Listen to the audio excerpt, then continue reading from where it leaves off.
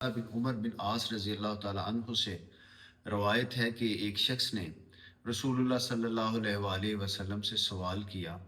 کہ یا رسول اللہ، اسلام کی سب سے بہتر چیز کون سی ہے؟ اسلام میں سب سے اچھا عمل کون سا ہے؟ تو آپ صلی اللہ علیہ وسلم نے فرمایا کہ تطعم الطعام و تقرأ السلام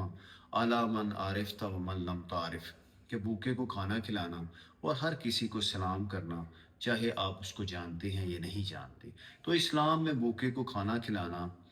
اس کی بڑی فضیلت ہے، اور اس میں یہ چیز بھی شامل ہے کہ کسی ضرورت مند کے کام آنا، اور ہر کسی کو، کسی پہچان والے کو یا کسی اجنبی شخص کو سلام کرنا، اس سے محبت بڑھتی ہے اور بغض جیسی بیماریاں